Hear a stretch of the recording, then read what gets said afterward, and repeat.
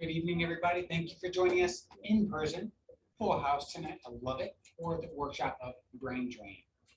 Now, tonight is the night, just like any other, and you've chosen to be here, and you've chosen to engage in this learning process. The most important thing we want to promise is that we will get you out of here in about 30 minutes. Now, it'll be about 28 minutes of content from here, and tonight is not a night about a pep rally, just trying to teach you about chiropractic. It's an educational forum where you can choose to engage, you can choose to learn and take something home. Because the topic of brain drain is definitely important. And my hope and prayer is that you will pay attention, you will gain something, because each of you might have suffered from it, or have a friend or a family member that might have also suffered from this as well. So take this time and gain something that you can truly say that you were here, you were present, and you didn't just waste 30 minutes, or just maybe get entertained for 30 minutes. So on that, I'm gonna step out. I'm gonna pass it over to Dr. Steve, who will give you the most amazing workshop that you have. Well, I do hope I'm entertaining, but one of the worst things you can say to a speaker, in case you ever go, is that was a really good talk. Like somebody says that to me, whether I'm teaching here or I'm teaching out on the road, or whether it's like one of the chiropractic events that I'll be teaching in a couple weeks, or any of the outside works talks I would do. Notice that says "Speak Out Revolution." This is from a group of 20 some different talks that we've written specifically to go out in the community and share with you. Not to get more people in, it's to get more truth out. Because if more people knew what you know, some of the things you're going to learn tonight, they could make much different and much better decisions.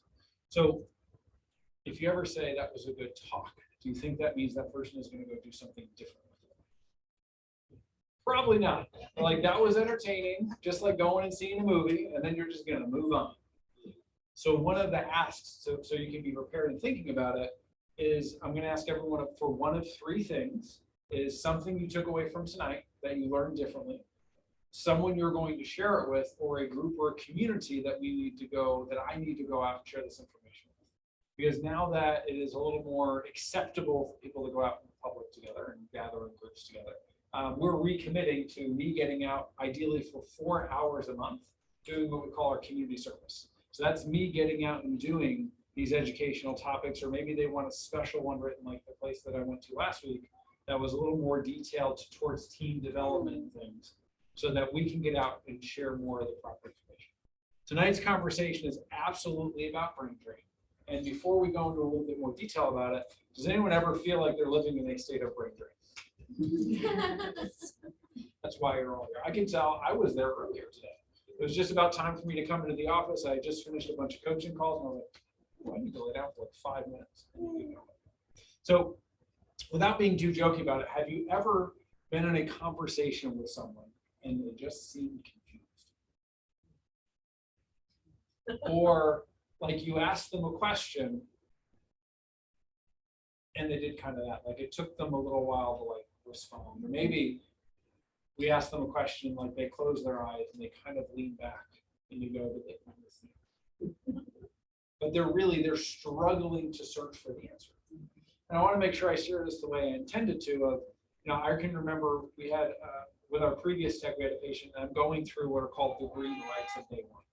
And they are, do you want the exam? Do you want to pay for the exam? And are you coming back for the report and bringing your support person? I asked if they wanted the exam, and they let out, I swear they were a yoga instructor, like a 45-second basically ohm of, like, what's happening right now? What's happening is they were giving me a sign that they had an injury to their brain sometimes.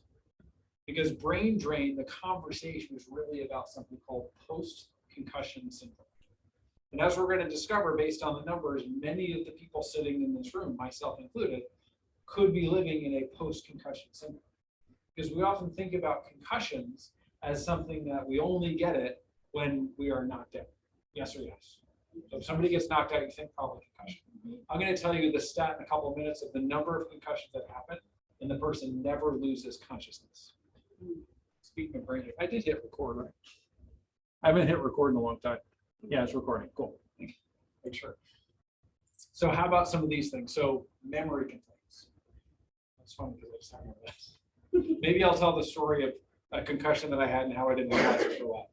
So memory complaints, anybody they've ever had memory complaints of, I wish I could remember why I walked in this thing to do this thing. Yeah. Or you're having a significant conversation, or maybe you're really focused on a project and then all of a sudden you know it. Or know someone that's happened to. How about anyone ever in a state where they seem to just get a little more irritated, or maybe we don't talk about ourselves, because sometimes it can be hard to reflect on ourselves. Maybe it's you've ever been in a relationship with someone like, what in the world? All I said was hi. And now they're angry or they're irritated, or it seems like little things that shouldn't be a big deal are setting off. How about sleep disturbances? Concentration lapses, feeling like you're in a fog. So one version I could be doing is could be writing down and checking boxes, but I'm watching most of you do this. And if we're engaging together, then you're going to get more out of a conversation. If all I do is talk at you instead of engage with you, then you're going to leave and go, that was a great talk, Doc. I'll see you at my next required workshop. The workshops are arguably the most important time in your care, because we all showed up here with a challenge in our health for the most part. Some people show up because they hear chiropractic is good for them. It would be amazing if that happened more often. But they showed up because there was a problem with their health. Now, without going too far off track of tonight's conversation, the problem in their health came from a challenge in their worldview related to health. And the challenge meant they thought they were doing something good, and it wasn't. We're actually going to dig more into this in our Spirit Week as the week goes on. Tomorrow is Mismatch Day. So Mismatch Day, besides the fact I may come in with clothes that are totally inappropriate, not inappropriate, that was the wrong word. That would not go together on a regular day. It's a good thing I'm recording. Anyway, then we're going to have a whole bunch of common health misconceptions that people think are real. Because if your worldview for health gave you the answers of vibrant health, then you wouldn't have been in health care. And do all of us at some point in our life end up in health challenge? So we judge no one in our office. Our first seek is to first seek to understand before coming alongside of them and helping them with their understanding. But maybe we're having concentration lapses. We're feeling like we're in a fog. Maybe we're getting fatigued a little more easily than we should, or maybe that we would like to. Women would love to have more energy in their life than they currently have. Be able to get through their day better. Maybe not get to the end of an entire work week and say, man, really glad I got to work all week, but I just need to sleep the whole weekend. That's not a very exciting life. So let's find out ways that we can do that. And how about headaches? All of these are common symptoms or things that any healthcare provider that's paying attention should go, we should focus on that. That means there's some kind of injury potentially to the brain, and what do we do about it? One of my challenges that of our common healthcare system, has anyone ever had a concussion? They knew they had a concussion, they went to the hospital to get checked. What do they do? And if it's confirmed you had a concussion, what do they do? Right? So don't go to sleep. Right. So there are so many things we could do to help people with concussions. We're not going to dig into a lot of that tonight, so we wait more than 30 minutes. But if you ever find yourself in that state or know someone who does, please come to me. There are very specific nutrition protocols we can use to get the damage and the inflammation out of your brain so it doesn't turn into a chronic issue. Because a large chunk of the population, the CDC estimates somewhere around 5 million people, I think it's 5.3 million, are walking around in the United States every single day and have what's called a traumatic brain injury. A concussion is a traumatic brain injury.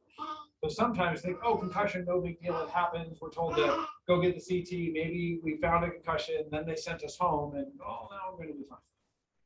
Well, very commonly, we end up with a lifetime of these issues because no one ever bothered to pay attention to what we should do after the concussion.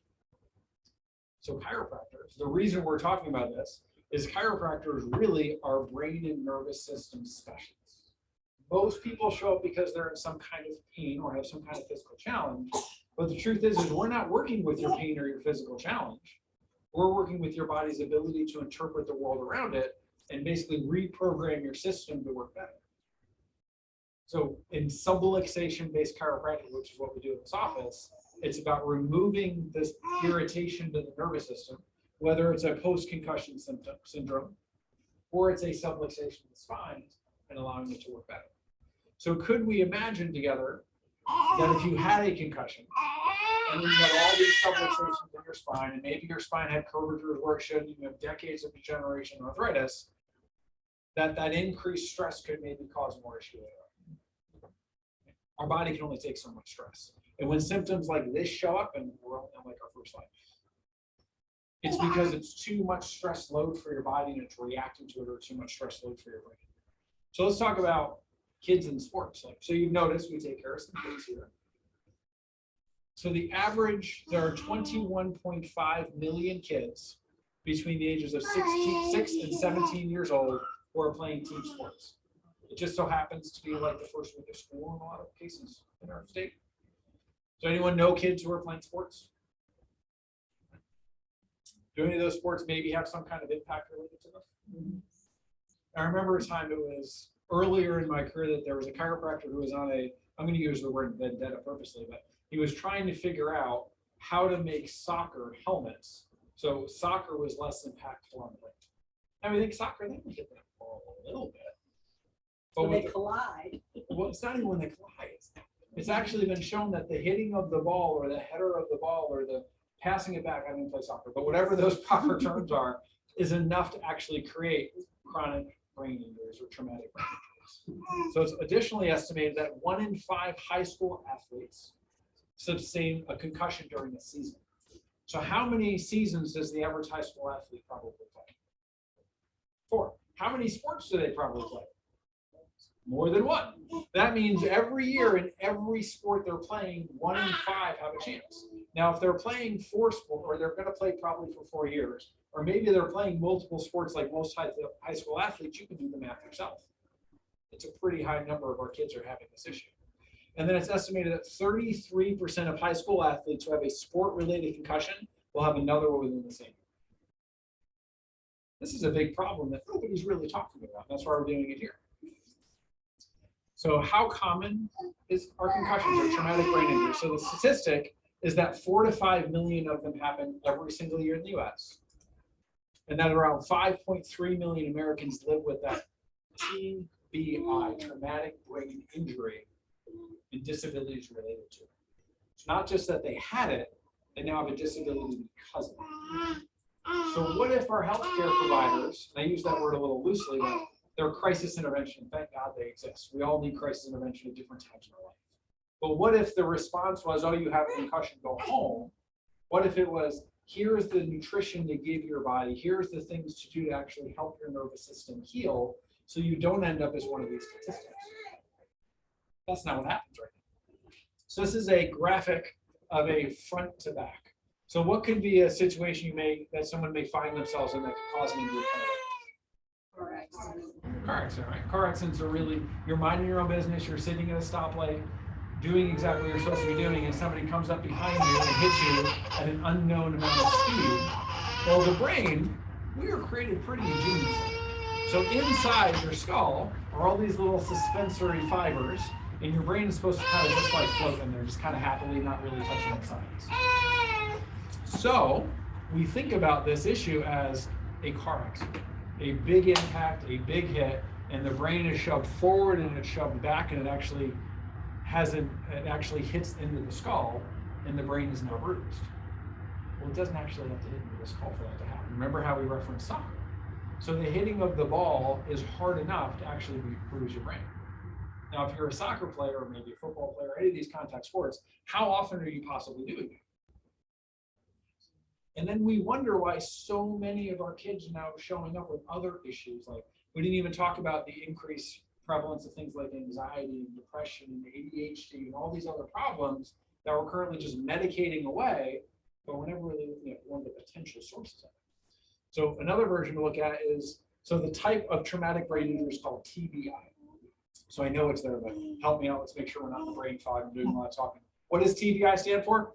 Traumatic brain injury. How common are they in the United States? How many people are walking around with traumatic brain injuries that they have disease from? 5.3 million. And the most common group this happens in is middle school and high school athletes. So a concussion is a head trauma where the brain is moved back and forth very rapidly. And can occur from slips, it can occur from falls, and it can occur from daily activities. So one of the ideas or the takeaways for this evening is this is way more prevalent and a much bigger problem than it's common. And there's a whole lot more you can do about it than just rest and not fall asleep and just hope for the best. So I like stories. So I'm going to tell you about my most recent concussion. So I am generally a DIYer. I like to fix things and build things, and I've built rooms in my house. Anyway, on this particular day, I was the guy who was going to fix the pressure side of my pool pump because it was leaking, and I believe I fixed it.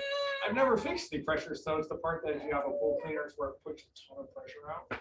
So I believed it was fixed, and I turned it on, and there was water coming out. So I thought, well, this is a good idea. Let me reach over the top of the pool pump to turn it off. Anybody imagine what happened? Popped right off. The hard piece of plastic hit me right there. Thank God it hit me right there. And I walked in the house and I said something to my wife like, "Don't worry, it's all my blood." Clearly that helped her feel really good about the situation. She was like, "What?" "No, it's all mine. It's not the kids. It's mine. It's fine." So I went to the bathroom. I got myself cleaned up. I realized I had a concussion later on. I didn't get knocked out. I was conscious. I mean, I stumbled a little bit. So, and I was thinking, well, I'm probably okay. It may or may not have broken my nose. I have a little bit of blood in the nose. Let me move on with my day. So I cleaned myself up. I went back out. I properly fixed it this time. I walked over. 90% of concussions, the person never loses consciousness. So if our tell of is it a concussion is they lost consciousness, which is what most of the world believes and a lot of our healthcare providers believe, that means we're missing 90% of the people who are having traumatic brain injuries and may now have traumatic brain injury related disabilities as a result. So in my case, I knew it was a concussion because hours later, I remembered how I turned the pool off. I didn't know. So in the moment, I didn't have a clue what was happening. I just knew I got hit in the face really hard. I had a bloody nose. I fixed it up. I went and I finished working. And about 4 or 5 hours later, I actually remembered how I got the pool turned off and how to fix it. Oh, I have a concussion. Let me do all the things we'll talk about in another version of this class to help heal my brain faster. So brain cells can be damaged in the process. This is a big part of the issue because the brain is supposed to be surrounded by this stuff called cerebral spinal fluid. It surrounds your brain, it surrounds your spinal fluid. One of the things that can happen when you have a concussion is in that bruising. Bruising is a result of blood, yes? Right. So now your brain is actually having little bleeds in it as a result of this. The blood-brain barrier, which is this protective layer on the outside of your brain, can't let that stuff out on its own. So unless we do the specific nutrition, again, I know I'm hitting on this, but we're not talking about it, so you got to come for another version of this workshop, so you don't have time to go over it. Unless we're doing the specific nutrition to do it, then one of the reasons these become chronic issues is when we hit that level of stress that's just a little bit too much, the brain goes, I can't handle it anymore. I'm going to let that inflammation back out. It hits up against the blood-brain barrier. For some people, this shows up as migraines. It's any of those things that we list on there. A big one is headaches and migraines. And then a couple of days or a couple hours later, that inflammation level comes down, they feel a little better. And then the next stressful thing shows up and they're right back. And they spend their life doing this, drugging away the pain, the symptom, the migraine, the attention deficit issue, the whatever it is, never realizing or having the understanding that you actually had damage to your brain and there's things we can do to help. Because how healthy do you think it is for your brain to keep living through that damage every single couple months or every couple weeks? It's again a big part of the reason why we have so many degenerative brain issues is nobody's talking about where the injury started and what we can do to change it. So this is another example. This is baseball, so we've hit a couple different sports. This is a little bit of a dramatic version of it, right? So anybody watch baseball? Have you noticed the helmets have changed in the last couple of years? They actually are completely covered along the side now, because the most challenging place in the human in the skull for damage, or the weakest spot, is right here. So if you're standing this way, or whatever the proper stance is, I haven't played baseball since T-ball, but if you're standing this way, and the ball comes and hits you in the side of the head at some ridiculous amount of speed, that's amazing, the human body can throw that, and there's not protection, this is a different version of the same impact. Again, it doesn't have to be anything this significant or traumatic, but any rapid motion could overcome those suspensory fibers and could result in damage to the brain. So we have to be more aware of this and be able to understanding if it happened, we can actually do something about it, not just go home and hope for the best. So if we care for the brain, it turns out that only 6 to 7% of concussions or people who receive concussions actually ever go to the doctor. So what was the stat earlier? 5 million people? What if that only represents about 6 to 7% of it? Because only 6 to 7% are actually going to the doctor. This becomes an even bigger problem. So now you add somewhere around 93% more than 5.3 million people, whatever the math is on that, I didn't do it before. There could be somewhere around 100 million people, or almost a third of our population, walking around with traumatic brain injuries that don't know it because they didn't know that if you don't lose consciousness, that it could still be a problem. And then they're living a life of all these challenges and nobody ever knew it came from a traumatic brain injury at some point in the past. So what that means is a lot more happening than we ever know. So the takeaway is we don't want to live. If we have a traumatic brain injury and concussion strike, then we have to do something about it. We have to be evaluated instantly, or the sooner the better. And again, some of our healthcare providers are only going to do the testing to establish if you have one or not. If you have one or know someone who does, there are protocols we can get you on pretty quickly to help your brain heal faster. But if chiropractic, again, we're brain and nervous system specialists, that if we have a concussion, would it be wise to get evaluated by chiropractic? Sure, there's a more Socratic way I could have asked that question, right? So the cerebral spinal fluid, let's come back to this one so I can just drive this point home a little more. Who remembers where cerebral spinal fluid lives? So how does it get out of your brain? What's that? There's a gap. There's this big hole where your brain stem is that your spinal cord comes through. So what if someone had one of these traumatic injuries and it was a force that caused their head to move kind of quickly to overcome those suspensory fibers? Could it be a possibility that some of the joints at the top of their neck may have also moved out of place and stuff there? So I don't have the atlas model. If we just pretend for a moment, and the space where the atlas comes out is way bigger, it's actually a big hole that all the information comes through. But if you have a subluxation, and I picked a model that doesn't move, that was really good. But we actually cut off like half of that in one space. Could that be a problem for the pressure getting out of your brain? So you have to be evaluated. You have to be evaluated by a chiropractor. And if you are in the midst of a traumatic brain injury, I'm probably not going to adjust you that day. I'm going to do things to get you out of that inflammatory state first. But we have to free the system's ability to move that cerebral spinal fluid through and remove the damaged parts and the damaged cells so that it doesn't turn into a communication. Well, you don't have to do it. It would be a wise idea to be more active with that system. So it's the beginning. So remember, there were 3 things I asked everyone to think of at least one thing. So Dr. Sam, come on back. He's going to take notes. Sorry about what he said. So our 3 things are someone you're going to share this with, something you're going to do differently, so you're going to do somewhere, or someplace that we're going to go to do one of these outside talks that we're going to invest in. So today I'm going to start right in the back with Quentin because he's making eye contact with me. Okay. What, something that I'm going to do? So somebody you're going to share it with, something you're going to do different, or someplace we can go to share this information. I'm not. It's a good start. It's a good start. Somebody I'm going to share it with, my sisters who also threatened to hit the kids. Yeah. And what was the third one? So it was only one of 3, so I appreciate your zeal. The other one could be a place we could go to share this information.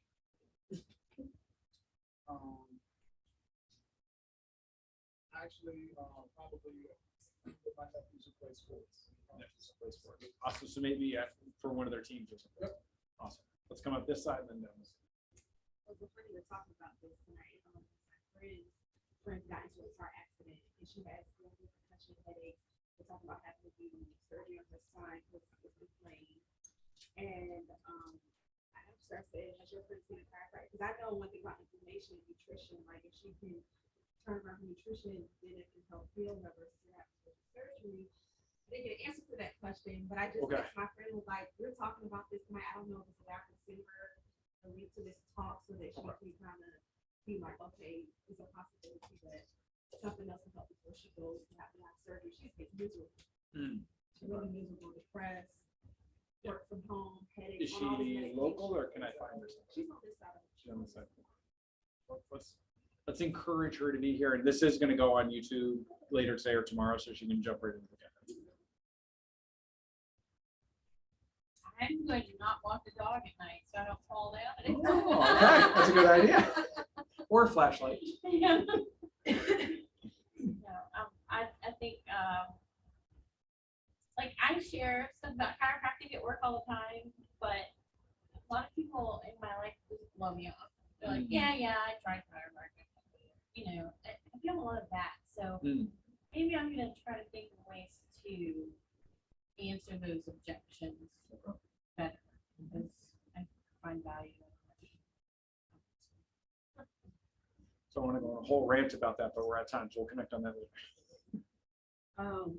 I know somebody that owns one of the football teams and go through stuff. Yeah, we can help those kids be way better.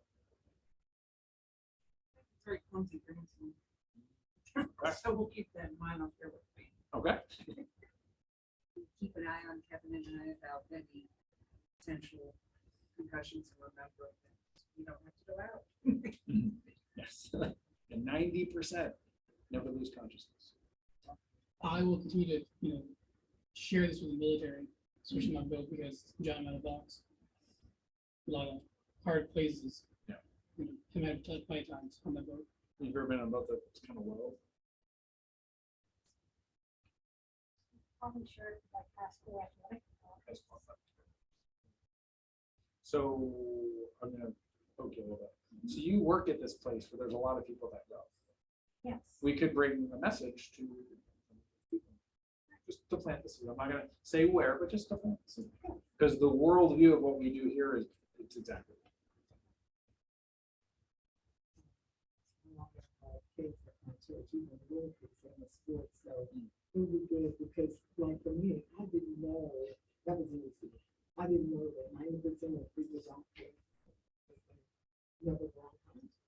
Still, they still ain't helping.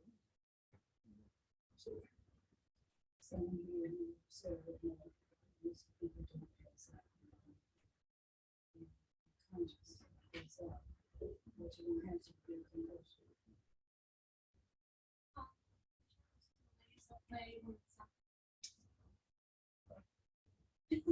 Good idea.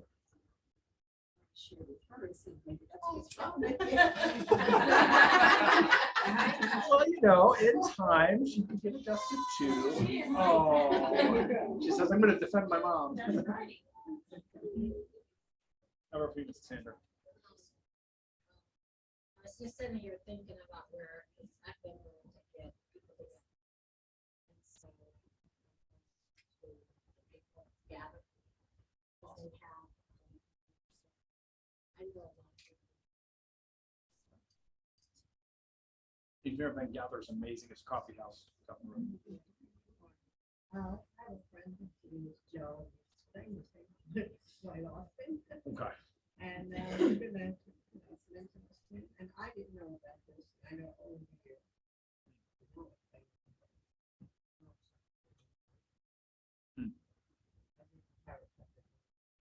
Insurance allowed it. Until now. Until now. Care. Making a better decision. More, not better, more informed.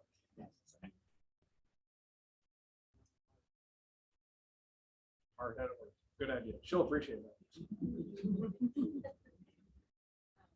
I'll probably share this with some of my other mom friends. Because we don't think about that with little ones. They're little.